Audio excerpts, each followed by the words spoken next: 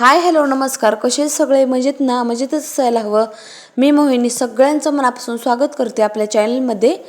तर आज एकवत आहे. एकवत म्हणजे भावाचा उपवास आमच्या इकडे म्हणतात.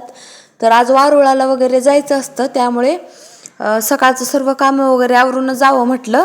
तर सगळ्यात पहिल्यांदा इथे मी झाडू वगैरे मारायला घेतला. सकाळची कामे वगैरे केली ना, खूप फ्रेश वाटतं आणि प्रत्येकाचं रुटीन अशाच प्रकारे असतं.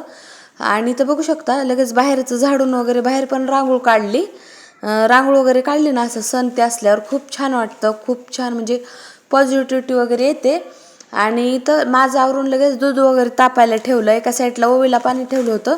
ती पण उठली होती. सकाळी 6ला मी उठले होते. आज रविवार असल्यामुळे थोडं उशिराच उठावं म्हटलं, नाहीतर रोज तर आपला सुरू. काय खाते तू? सकाळी ब्रश केल्या केल्या इथं सोनपापडी खात बसली आहे. आणि काल रात्री इथं मी मेहंदी काढली होती, अशा प्रकारे रंगली. इथं बघू शकता तिचं काय सुरू होतं. हॅलो नमस्कार. मी मोहिनी सगळ्यांचं मनापासून स्वागत करते आपल्या चॅनलमध्ये. इथं माझं आवरलंय, आता राहिले देवपूजा करायची. आज रविवार असल्यामुळे थोडंसं उशिरा उठले. 6 वाजता उठले होते सकाळी. फरशा वगैरे अगोदर पुसल्या, आंघोळीच्या अगोदर सर्व घरामध्ये झाडून ते काढलं आणि रांगोळी पण दारामध्ये काढली. तर आज भावाचा उपवास आहे, एकवत म्हणतात आमच्या इकडे त्याला. तर तोच आज मला उपवास आहे. वारुळाला ते जातात, पण इथे कुठे म्हणजे आमच्या इकडे वारुळ नसल्यामुळे मी घरीच महादेवाची वगैरे पूजा करणार आहे. तर तुमच्यासोबत शेअर करते. अगोदर पूजा वगैरे करते, नंतर चहा ते करायचं आहे. दूध ठेवले एका साईडला तापवण्यासाठी. ओवी पण उठली आहे, तर तिच्यासाठी आंघोळीला पाणी ठेवलंय. तर चला, चहा ठेवला होता माझ्यासाठी आणि ओवीसाठी एका साईडला आंघोळीला पाणी ठेवलं. तिला पण आंघोळ घालून घेतली आणि तिला चहा दूध दिलंय. मी चहा वगैरे पेला. आता देवपूजा वगैरे करायची होती.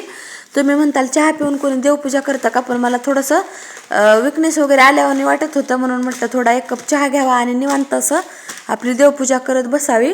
तर इथं सगळ्यात पहिल्यांदा एक छोटंसं पितळाचं टोपलं घेतलंय मी आणि ताटामध्ये एका वाटीत दूध आणि दही घेतलंय, थोडेसे फुलं आणि बघू शकता पाणी घेतलंय गंगाळ्यामध्ये. तर अशा प्रकारे अभिषेक करतात. आणि म्हणजे आज एकवत असल्यामुळे आज भावाचा उपवास असतो.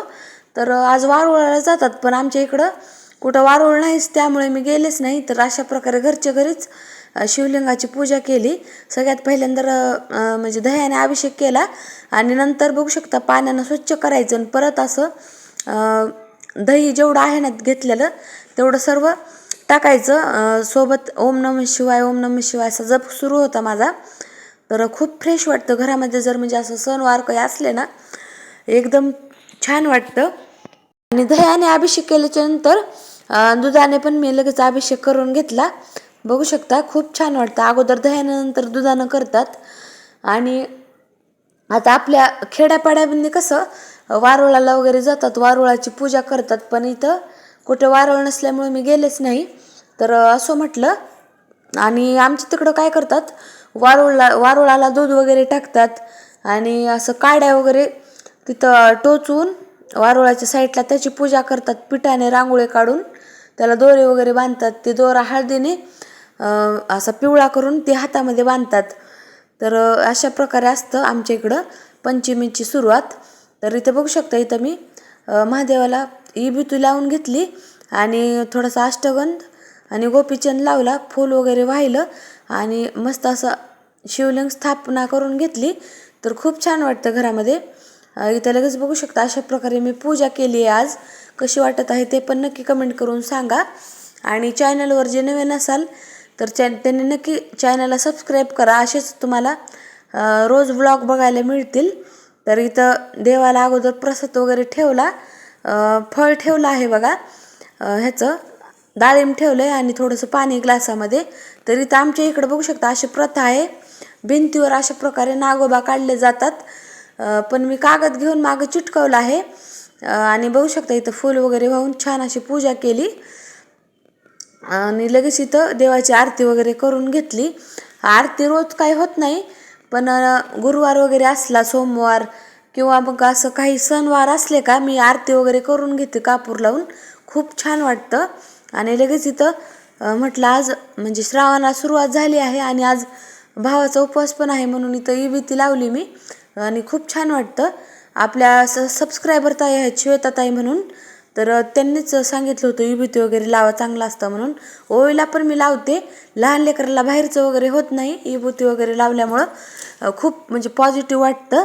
तर तुम्ही पण नक्की लावा श्रावण महिन्यामध्ये विभूती. इथं देवपूजा छान झाली होती आजची. आणि फराळाचं मला आज बनवायचं नव्हतं, कारण मावशीनं तिकडं बनवलं होतं. मावशीचं माझं इथं घर जवळच आहे त्याच्यामुळे. तर तिकडं जायचं होतं मला, चहा पाण्याची भांडे वगैरे घासून घ्यावेत म्हटलं. आणि लगेच तेल घासायला घेतले, किचन वगैरे क्लीन केलं बघू शकता.